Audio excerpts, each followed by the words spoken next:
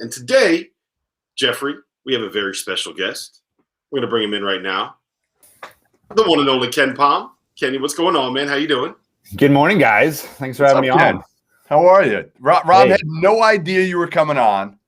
This is an honor. It's probably more of an honor for us than it is for you. Getting up at 7 a.m. in Utah, having to deal with looking at me and Rob Dauster.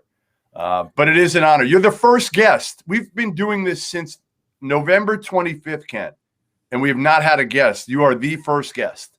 I don't even know what to say, guys. It's I know it's an honor for you guys, of course, me being on the show, but it is an honor for me as well. I don't think I've never met Rob, so it's, just on that alone is kind of a big deal for me. Yeah, it's a big day for you, so congratulations. Yeah, Thanks. Yeah, looking forward to it. Ken, listen, the first thing, so I'm looking back. First of all, your Wikipedia page is loaded with good info, if you didn't know. It has not been updated in about 10 years, and about 25% of the stuff on there is false. So just so you know. Were you a meteorologist? Is this true? That is true. That part is true, yes. I was a meteorologist. Were you on TV or just behind the scenes guy? Come on, look at this face. Do you think I was on TV?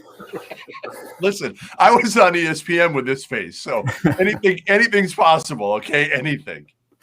Yeah, and I was a meteorologist for the government, so behind the scenes stuff, doing the dirty work, putting out the blizzard warnings, Jeff, to protect you from going out there and driving in adverse conditions. That's what I did. I appreciate that. So when did your analytics for college hoops start? I've been subscribing now for 10 years or so. I've gotten better over the 10 years. I'm still not completely up to speed. We'll get into that in a minute. But when did the website start? How did it start? It was early 2000s, really, when it started. Probably 2003, 2004, when I started doing the efficiency stuff and the 4 factors and all that stuff. Really started kind of Moneyball. The book Moneyball had come out. There was a lot of talk about analytics in baseball, and I was just kind of looking for my fix for basketball, and there was nothing going on. So I just said, well, I'll start it, and we'll see what happens. And I never really had any notion that it would turn into what it turned into, but here we are. You're a billionaire now, right? Billionaire. Pretty much, yeah. Just living the life, and yeah, all the good stuff that comes with being a billionaire, Jeff. That's what I'm doing right now. So, Ken, I'm always curious because I've been, since we started this company, I've been doing a lot of spreadsheets. I want to know, how long does it take you to get all of the data from a night's worth of games into the site? Just the process of taking all of that information and putting it into the spreadsheets that I'm sure you're using. How long does that take? Not very long, actually, Rob. There's no spreadsheets involved anymore. It's that, part of the development of the website over the past 17 years has been to just steadily automate more and more of the processes. And so now it's pretty well automated.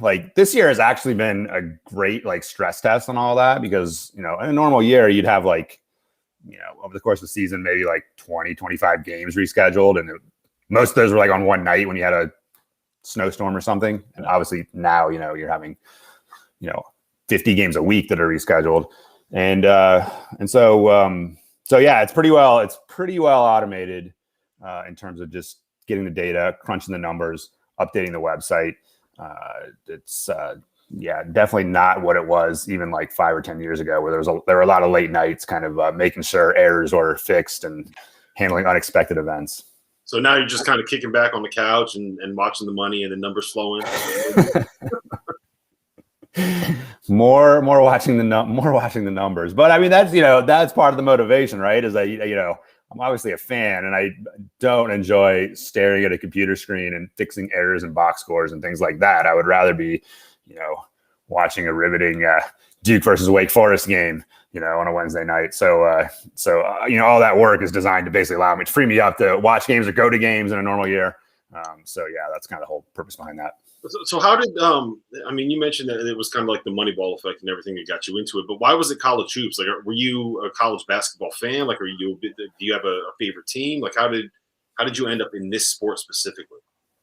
Yeah, I mean, I grew up a big college basketball fan. It was like basketball was like the only sport I was, competent at growing up. Like, obviously wasn't good at it, but so I was just really liked the game, and grew up on the East Coast. Grew up in the DC area at a time when ACC and Big East hoops was king. So that helped kind of develop my interest in the sport. And I've just always had a real interest in it. And not to mention, like, I like the NBA too, but college basketball is just a huge like data wrangling challenge. There's 300 plus teams. You can't possibly know everything about every team. And so that's like part of the reason my website is useful is that, when you need to, figure out like what Northern Illinois strengths are, you have a reference to do that.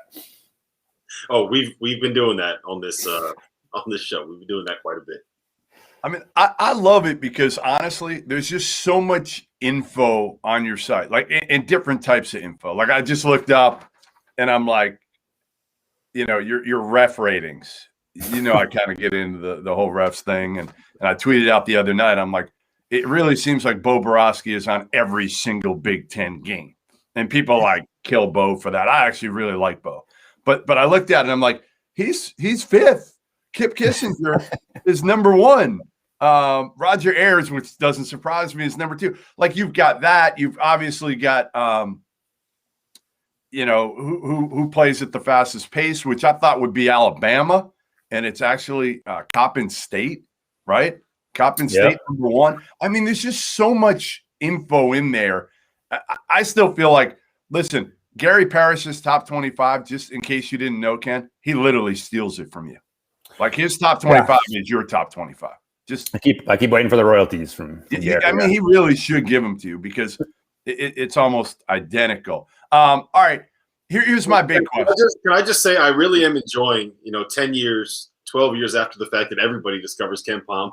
Jeff is here like he has pace. It's awesome. It's all awesome. He has offensive rebounding percentage. Yeah, I like that too. That's a good stat too. A decade late to the data revolution, Jeff Goodman, always on top of it. No, I just listen. I'm not gonna ever say that I'm not more of a guy who's gonna watch, and I think everybody is, right? Everybody should be a guy that you start watching the games, of course. But I think what's great about the analytics now is the ability, and baseball obviously started it, but the ability to then further whatever thoughts you have about that team, about that player, or whatever, to be able to dig in deeper and maybe say like, hey, I didn't know that, right? I didn't know that, or I was wrong about that.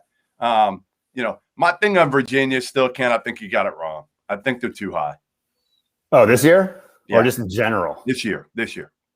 Okay, well, we'll see. I mean, the bottom line is when you get, after you get through the first, I don't know, 5 or 6 teams, like the teams get bunched up pretty quick. So totally. you think Virginia's like 20 instead of 10, like, okay, I mean, that's fine.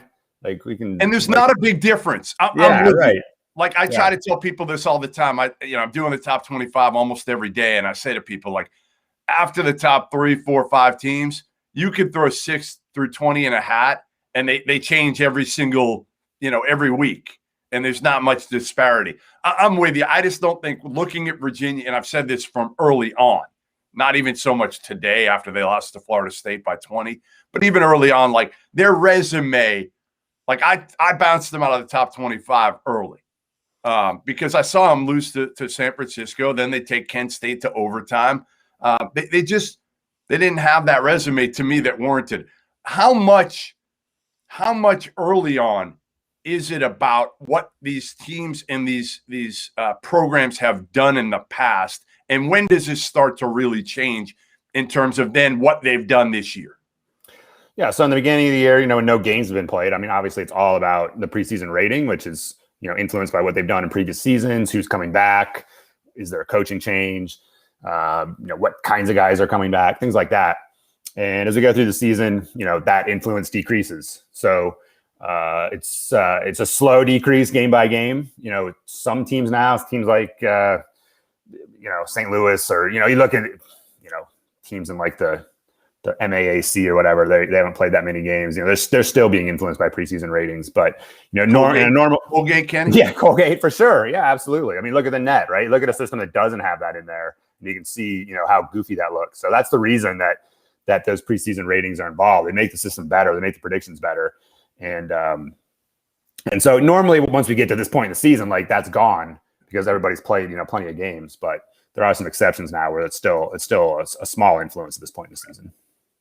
Ken, I'm curious about how I remember a couple of years ago, didn't you tweak the formula a little bit because of Wisconsin? Am I remembering that correctly?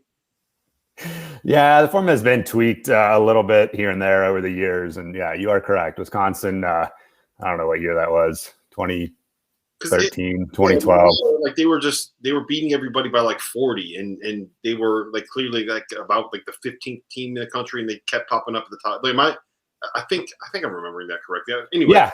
I kind of feel like that's what we're seeing this year with Virginia. Like they happen to land like one huge win over a Clemson team that just like it pops in your model. And Clemson coming off the pause, obviously, and now I feel like that's kind of why we're where we are with Virginia. Does that make sense? It does. I mean, I think like Loyola, honestly, is like a bigger example or better example of that this year. Like Wisconsin, so that was Jordan Taylor's senior year. I think they were just, killing everybody who was worse than them. And there every once in a while there's a team like that. They just like can pummel teams that are worse than them. And then when they, kind of step up a weight class, play a team with, more size, more length, better athleticism, like they just kind of get overwhelmed by that. And we haven't like seen Loyola necessarily get tested in that sense, but you can imagine like when they step up and play like true top 10 teams, that's going to be an issue. But I guess I'm less concerned about Virginia. I'm really looking forward to the Duke game just because that's like the quintessential game now that people, they're just going to, Duke's obviously feels a little bit hot, Jalen Johnson gone and now they're winning. Like, it's like, oh, there's got to be a connection there. And Virginia obviously struggling. So when you guys make your bets, I'm sure you're just going to be all over Duke for that game. But probably it'll be an interesting contest because, it's really a chance for, I think, Virginia. Obviously, don't have great quality wins at this point. I think that's what you look at a lot of times, Jeff, is, hey, what's the resume? And Virginia doesn't have the resume, but right. I would not sleep on them yet. Listen, Tony Bennett's as good as it gets, so I'm never going to sleep on Virginia. I just feel like, again, for me, we won't get into it. We're not even going to get into the top 20. Come on, get into it. We're not doing it. No, we're not doing it. I got better things to talk about with you. You don't like Thomas Wolden Tensai, do you? You just don't believe in him. I love Thomas. But all right, listen, the big news, the breaking news involved. I already had you locked in, and then there was some absolute earth-shattering news involving Ken Pom, Rob. Do you know what it was? I do not. You're breaking news to me right now. It's huge. It really actually is, and I like it a lot. Ken Pom was enlisted by the WCC to come up with their model for seeding for their league tournament, if there is a league tournament. Now, we hope there's going to be one. We don't know if Gonzaga and BYU are going to bail and this league tournament goes to what. But if there's a league tournament, Ken Pom has been enlisted. Most of I checked yesterday, Ken, with most of the leagues, and like out of the whatever there are now, 31, 32 leagues, like 27 of them just use winning percentage. And a couple, I looked at it like the WAC is winning percentage times, games played. The SWAC has a 75% winning percentage times 25 games played or something. Horizon's got a little bit different one. Big South is weighting wins and losses and games played a certain percentage. Tell us a little bit about the WCC and what you've come up with, because I actually think it makes sense. Yeah, it's just it's not even really a formula, but it's kind of an algorithm that looks at conference play, doesn't know anything about any other games besides conference games, looks at wins and losses, and determines basically how good your record would be against the entire league based on what you've done against the schedule you've played. So it gives you what I call an adjusted winning percentage and orders the team by that. So the WCC is really unusual. First of all, just in terms of the entire conference structure, right? Going from Gonzaga to Portland, like there's a huge difference in team quality that doesn't exist anywhere else. And on top of that, the schedule differences so far this year have been stark. Like St. Mary's has played. So you got Gonzaga, BYU, and Pepperdine, top three teams. They haven't lost anybody else outside of those three so far this year. St. Mary's has played those teams 3 times, and they're going to play Gonzaga next. So they'll play a 4th game. Santa Clara hasn't played those teams any times. Loyola Marymount hasn't played those teams any times. Pacific has played those teams 3 times, and they play BYU next, so they'll play them 4 times as well before those other 2 teams have played them. So anyway, huge differences in schedule strength, and this just kind of like normalizes it, and it doesn't, it kind of eliminates the incentive for trying to play a bunch of games at the end of the year or complaining about your circumstances or whatever. It just tries to deal with what's going on, or bail on something, which a lot of teams have been doing and saying, well, we don't have enough players if they're playing a good team, and they bail. Now it's at least you're saying, hey, St. Mary's has played, their record doesn't look that good, but they played really good competition, so we're going to reward them. And right now they would be seated in your algorithm? Yeah, they're 4th right now, so they're 2-4, and they're seated 4th, which is going to look kind of weird. It's going to look even more weird when they lose to Gonzaga and they're 2-5, and they're still seated 4th because you're not going to get penalized for losing to Gonzaga, as you shouldn't. Right. But if you just look at them and compare them to like Santa Clara, who I think now Santa Clara's 3-3, but if you look at Santa Clara's schedule and you look at St. Mary's, like they probably would be 3-3 or 4-2 against Santa Clara's schedule. So that's why they're rated that high. Rob, are you there? Rob is overwhelmed. Rob doesn't know what to say. He's so shocked. He has no. I mean, honestly, he's so surprised that you're on the pod this morning. I think he's in awe. I think he's intimidated by you, Ken. I am. I'm in awe of the presence of Ken Pom because I really look at the site like I don't know. I got another one. Unless you're ready. Twitter, I think that's the only things that I look at on the internet. Yeah, I mean, in fairness, we surprised Rob. He wasn't allowed to prep. He didn't know about the WCC thing. It's only my first cup of coffee, all right? I'm still getting the wheels turning a little bit over here. What's your take on the net, Ken? Like, I know you don't have the complete, right? You still don't have the actual factor, everything that's weighed into the net, do we? We don't. No, we don't. I mean, I guess that's the thing. Like when I'm thinking about what I did for the WCC, like I can produce like past seasons ratings if you want to see how it worked in past seasons or for the current season. Like coaches have asked me from other leagues, like, hey, what does this look like for my league? And that was part of the like stress test on it, was like just making sure it made sense for other leagues. And that's the whole thing with the net, is that we don't get that, right? We don't get past seasons for the net. They just give us a formula and give us the current numbers. And I mean, but that's fine. Like it's a better like starting point to evaluate team strength, obviously, than the RPI. Like in that sense, it's good. We still got to get to the point where we just kind of get to an even more objective place where we're not worried about what the athletic director of Duke, thinks about 100%. Drake's resume or something like that. And so hopefully we'll get there someday, but I guess we're on the road. How do you think it should be done? Like if you were running the NCAA tournament, how would you do it? Would you just look at, again, your ratings, the net ratings, Sagarin? How would you, if I gave you the opportunity right now to choose the 68 teams for the NCAA tournament? My guess is, to make money from people, you're going to say, just use Ken Pom. No, I mean, the way it should work is that you have some way to evaluate a team's resume that is purely objective. So, whether you're using my system or the net or Sagarin or whoever, I don't care. But you need some way to evaluate how good teams are, first of all, and then you can value, hey, what is a road win at Seton Hall worth? How hard is that to win if you're a bubble team? Once you establish those things, then you can figure out how good a team's schedule is. So you can look at a Loyola and know that they haven't played a great schedule, but also know that, it's not so easy to go through the MVC schedule and have 2 losses. Like if you're a bubble team, like you're going to lose a couple of those games, right? Even though none of those games are top 50 games necessarily, except maybe Drake, getting through that schedule and losing 2 games is like an accomplishment. So just a system like that tells you, hey, how have you performed against your schedule relative to the average bubble team? Once you have that, then you can basically kick the committee to the curb and you can come up with a list of 1 to whatever and figure out who's in and who's out and not have to worry about, again, what some random person's opinion is about a few teams. The only thing I would say, the only other factors I would weigh in, which are hard for you to do and anybody to do, is like the injuries, the coming back from this year is different, obviously, with coming back from pauses. It's really hard to evaluate because it's so much about timing.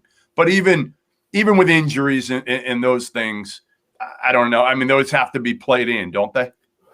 Like, why do they have to be played in? Like, okay, James. Is there any other level? Is there any other level of basketball where we're looking at, the Lakers are, a 2 seed in the NBA, but man, Anthony Davis missed those 8 games. So let's make him a 1 seed because obviously that's who they would have been. Like people would go crazy if you did that for the NBA. Like, why do we accept that for college? Your record is who you are. And if James Bouknight was out, that's a bad break, but good luck evaluating to me, you're giving UConn a free roll in that situation, right? If they win while he's gone, then okay, then they're great. And if they lose while he's gone, then he was out, so we should ignore those games. Like that, to me, that's not fair. And we're not really even good enough to evaluate, to figure out hypothetically what they would have done without him. Sure. Ken, I'm curious, how much do you think that the actual results should play into that formula? Because my thing has always been the data and the numbers and all of these different metrics that we get are great for evaluating teams. But at the end of the day, I want that last shot. If it's 80-79, the team that's losing has the ball. I want that shot at the end of the game to matter, right? I want it to have a significance when it comes to where you get seeded and where you get placed in the tournament. Because otherwise, that's the whole thing that we love about the sport, right? It's those milliseconds when the ball's in the air, we're waiting to find out if a team's going to win or they're going to lose. And I want that shot to matter when it comes to where teams get seeded. So how much do you think that should kind of play into these formulas and where teams get ranked? Well, I think, when you're picking teams for the tournament, that's all that should matter. That's what, that's one of the things with this whole WCC project is some of the coaches were like, hey, let's just do a conference Ken Pom. And I had to kind of explain that, that deals with scoring margin. It's going to be influenced by scoring margin. You probably don't want that. So when it comes to coming up with a method to select who gets in, I think that's what the NCAA has really done a poor job of communicating to people is that, the net is influenced by scoring margin. Obviously, you're not going to pick teams based on the net. The net is just the starting point to establish how valuable is a win versus a certain team, how difficult is it to beat a certain team. And once you do that, then you can just look at a team's resume. And, hey, here's their wins and losses. Here's who they've beaten. Here's who they lost to. How difficult was that to accomplish? How impressive is that resume? Absolutely. It should absolutely be about wins and losses. And you're exactly right. That's why we watch the game. And I'm definitely uncomfortable with the fact that people think, if we just move from 26th to 23rd in the net, we're going to be a lock. And obviously, in order to do that, you got to keep your starters in at the end of a 15-point game when you normally wouldn't. That is weird. And we shouldn't be incentivizing that kind of thing. Is it crazy to think now? And Rob laughed at me earlier this year when I said, because I haven't been a huge gambler, obviously, with college basketball in the past till it became legal. Now I'm looking at it more, and literally that Vegas looks at your numbers, and that's how they come up with their lines. Rob's laughing at me now. He's laughing, but it's just crazy. This year, Ken, this is what I'm talking about. Whatever. Go F yourself. It's just crazy to think, isn't it, that you produce this in which everybody in Vegas, it's crazy how close the lines are to what your predictions are. Ken, just wait until next year when he tells you to buy GameStop stock.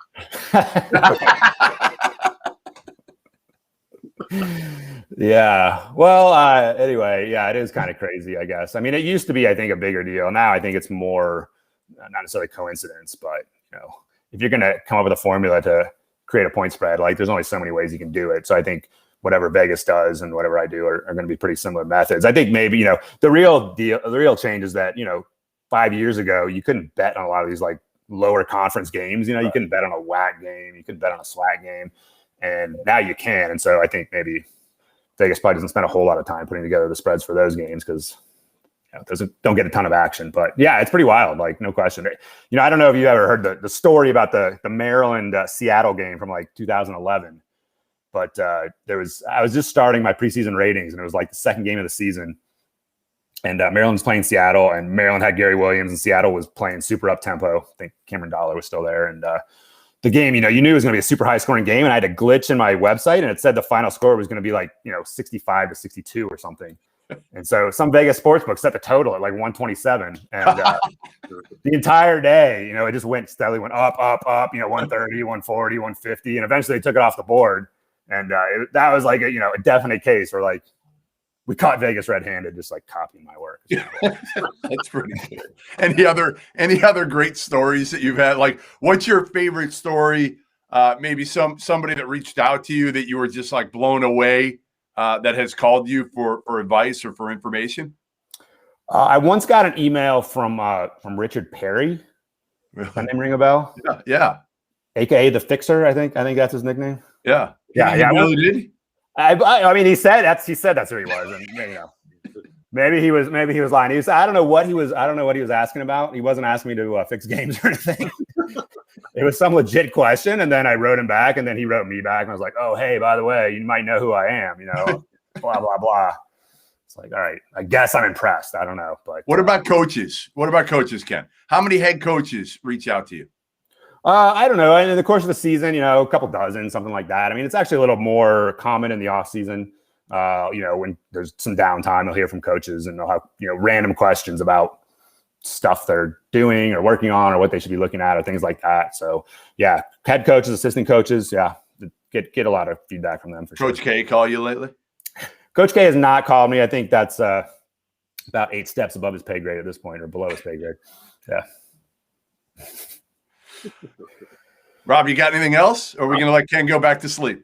Ken, you can go back to sleep. We appreciate the time. All right. Good luck with the bets, fellas. Ken, love you. Respect the hell out of what you do. You know that. And hopefully I'll see you at some point in Utah soon. Sounds good, man. Sounds good. Take care, guys. Be safe. All right. That was fun. How good was that, Rob? How excited were you? I think you're idle. I did not see it coming. I did not see it coming. That was a nice surprise for I love Ken Pomeroy. I do. I do. I mean, again, I kind of take baby steps. We know that. But I'm taking them. I'm taking the steps every single year. You know what? I'm gonna ask him maybe in the off season if he'll spend an hour with me, and I'll pay him. I got no problem paying him to really give me a little more in-depth info that I can go deeper into with some of these analytics. So anyway, thanks to Ken Pom for joining us. I can't imagine anything that Ken would hate more than having to explain analytics for an hour. That sounds miserable. No, he's very patient with me. He's very patient. I give Ken credit. Look, you have to be. Yeah, well, you know that. You know that after the last few months. We have another surprise guest on Saturday, by the way, so make sure you join us. I'm not telling Dauster at all who the guests are every single time we bring them on for the rest of the year. So we'll mix them in. We'll have some people come on, and we got a good one Saturday morning at 10 o'clock Eastern time. All right, so let's talk about tonight's slate. We got some good games tonight. We do. Biggest game of the day, Iowa at Wisconsin. Yes. Where do you stand on this? I should probably have a line up from Bet Rivers. I don't actually. I believe the line now has gone to where I was getting a point, I believe. Yeah, I think that's what it was. It opened with Iowa as the favorite, and now it's Bet Rivers, who was our partners in this, they have it as a pick'em right now. Yeah, and it probably is a pick'em. I will just say this, that it's not like Wisconsin's got – I should have asked Ken. I wanted to ask Ken that question. I thought about it, of home court advantage, what it's really worth this year overall, like on average, what it's worth. And, so Wisconsin at the Kohl Center, they've already lost to Ohio State, to Michigan, to Maryland at the Kohl Center. They're not like they usually are at the Kohl Center. They're 3-4 in their last 7. We've talked about this. Wisconsin was that team that was going to get off to a good start early because they returned everything. And then people were going to catch up with them a little bit. So I think that's what's happened. Iowa went through that rough stretch. They lost 4 or 5. Why are you smiling, Rob? I'm just reading through the comments, and I didn't have it up when Ken was on. Everyone's like, Ken Pom, KP. Oh man, Jeff's an analytics guy. And then out of nowhere, someone's like, Rob's got the biggest coffee mug I've ever seen. Yup. It's pretty big. Look, man, I got 2 kids. I'm tired. You want from me. Anyway, I like Iowa here. I guess that's what I was getting at. I like Iowa. I just think they're the better team. They're more talented. I think Luka Garza could probably go for 50 if he wanted to against those Wisconsin bigs.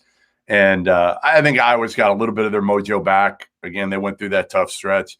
They got it back beating Michigan State and Rutgers. Not 2 great wins, but still 2 wins nonetheless to kind of get back on track. So I'm going to take Iowa here. Yeah, I think I like Iowa too, but betting them on the road just never feels comfortable. Do we have any word on CJ Frederick, or is he just kind of like the rest of the year? I think he's just like kind of day to day at this point. Yeah, he didn't play against Michigan State on I don't know, whatever day that was. It was that Saturday that they played. And he's played the last 3 games that he actually has played. They've all been like 17 minutes, 12 minutes, 13 minutes. And his shooting matters for them. But like this is such a tough spot for me because like I want to bet against both of these teams. I think both of these teams are a little bit overrated. More so Iowa, but the line does not really represent what I expected Iowa to be. Yeah. I expected them to be getting points. So I kind of think you're right in betting on the Hawkeyes in this spot. Although the one thing I will say is this is a pretty terrific buy low spot for Wisconsin after what happened against Michigan. And you know, it's I don't know. I'm torn on this one. They have not played this year, correct? I'm just checking through the schedule right now. They have not played this year, so no, they have not played. They have not played yet. The one thing I will say is this: what we saw against Michigan, especially in the second half, was that Hunter Dickinson kind of just completely worked over Micah Potter and Nate Reavers. And when they weren't able to make anything happen on the perimeter, like they just got completely beaten up in the paint. Yeah. But the difference is that the reason they weren't able to get anything going on the perimeter is because Michigan's perimeter defense just took Wisconsin out of everything that they wanted to try to do. And I don't see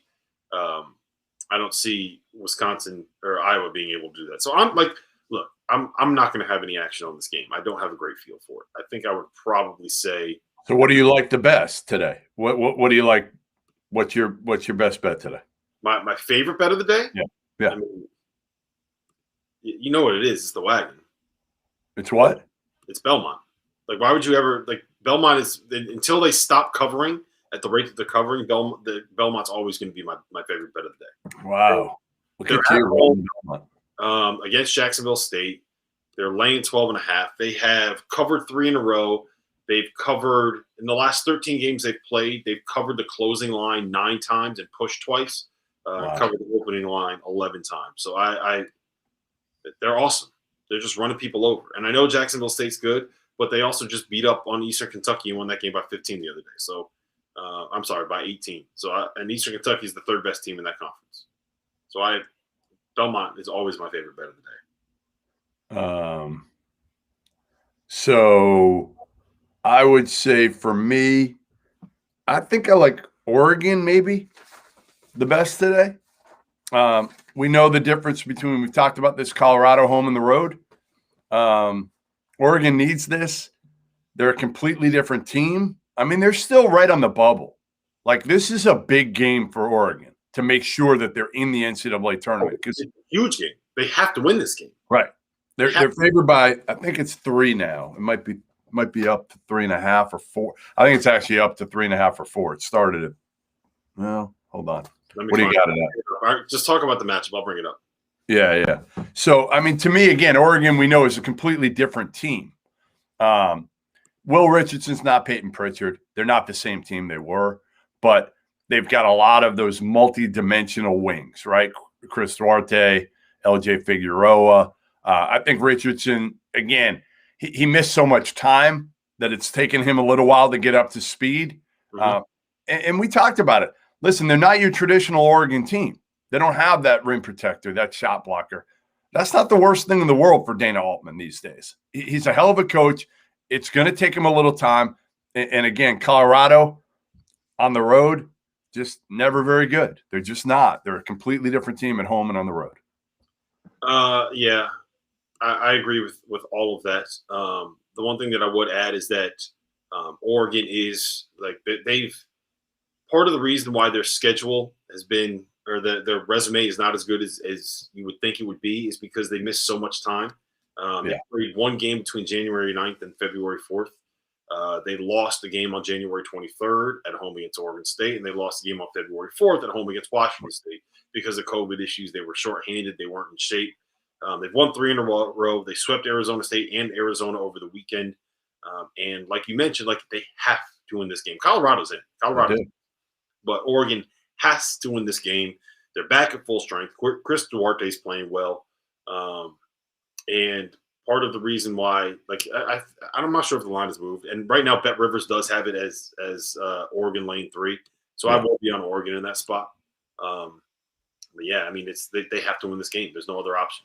I think it's worth mentioning that when these two teams played a month ago, 5 weeks ago at Colorado, the Buffaloes kind of they won by 7. They were kind of in control for most of the second half, and it was a night where McKinley Wright I think he had like a double-double, 21-10, 5 assists. So that's something to keep in mind as well. But yeah, I mean, when you got LJ Figueroa, you got Chris Duarte, you now have Will Richardson, you have Eugene Omoruyi and Eric Wood, like Amar. They got a lot of guys that kind of play those positions. So I really like Oregon.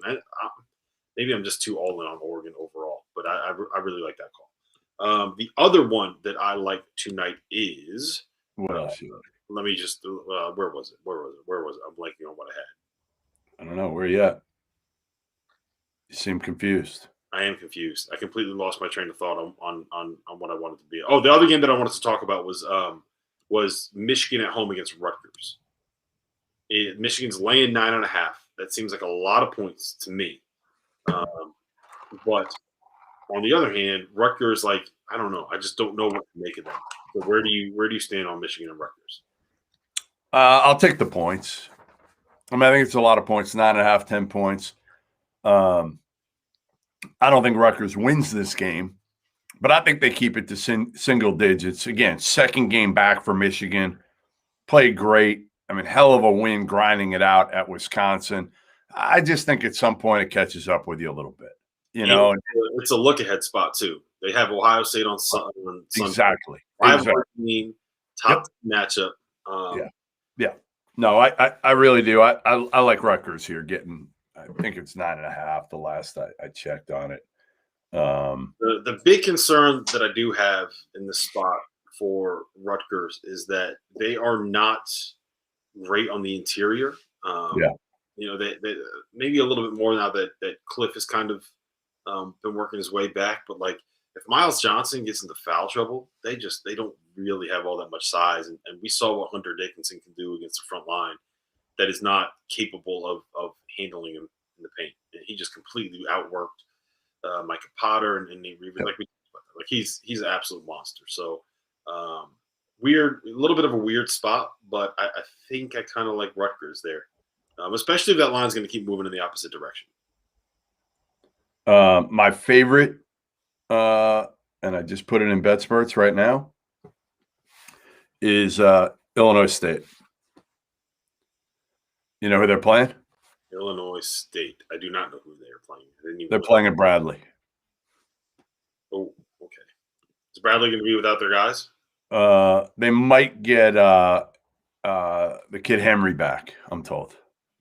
But they're still without a lot. I mean, they're still without a lot. I think it's two of their leading scorers are out. Boy is hurt. They're going to be down. I mean, they're down like 3 or 4 starters. So to me, that's the pick that you got to go with, I think. I mean, Illinois State's not great. They're not. We know that. They've struggled. But ultimately, I think they've actually been okay lately. Well, no, they haven't been okay. They're 6-15. They're not very good. But again, when you're down, the only problem I have with that, Jeff, is that I think that's kind of the fact that Bradley's missing those guys is kind of baked into the line, which is the only concern that I would have, which is why I would want to stay away from that. That's why we wanted to be on Missouri State before that information came out on Saturday the doubleheader versus the Sunday the doubleheader. So that's the one thing that I'm concerned about. Like, Illinois State's the worst team in that conference. They are, no doubt. They're not great. Ken Pomeroy, we just talked about how important his projections are to Vegas.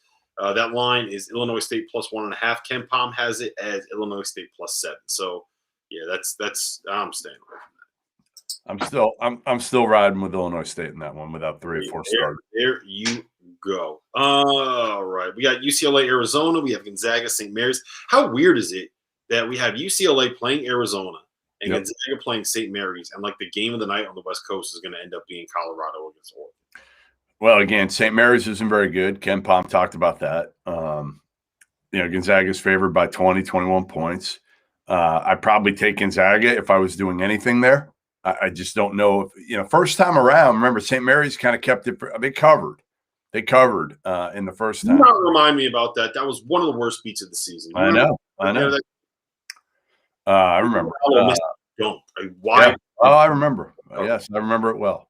He's Arizona, UCLA. I like UCLA there. I think UCLA is another team, needs that game desperately.